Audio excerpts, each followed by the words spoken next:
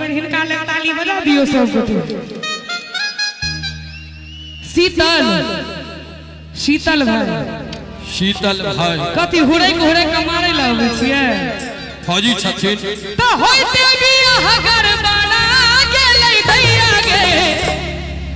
कोबर सकनिया परा गेलै दैया गे कोबर सकनिया परा गेलै दैया गे होइते बियाह घर बना गेलै दैया गे होइते बियाह घर बना गेलै दैया गे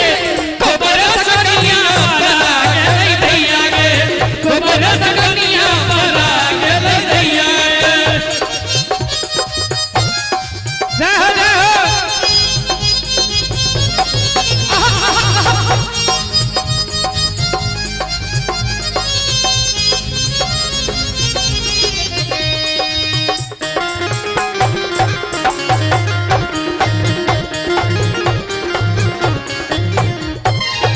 अंगना में खोजलो दुआरा पर खोजलो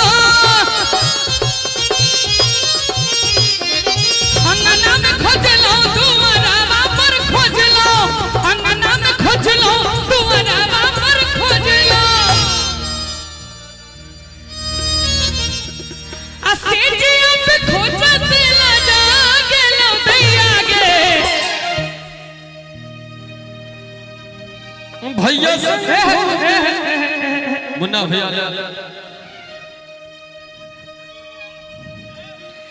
आ भैया संग भौजी फरार भेलै दैया गे भैया संग भौजी फरार भेलै दैया गे होइते बियाह गड़बड़ा गेलै दैया गे होइते बियाह गड़बड़ा गेलै दैया गे कोबर सकनिया परा गेलै दैया गे कोबर सकनिया परा गेलै दैया गे कोबर सकनिया परा गेलै दैया गे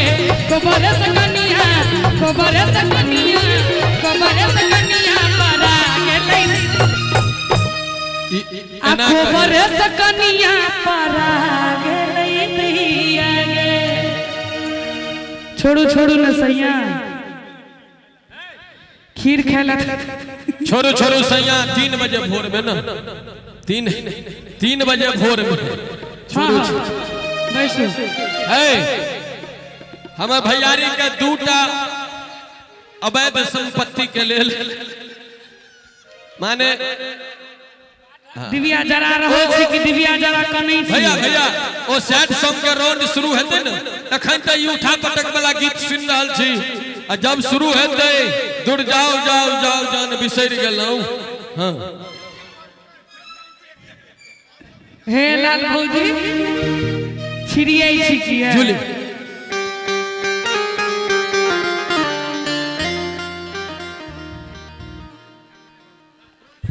और ध्रुव जी युवा कमेटी के गार्जियन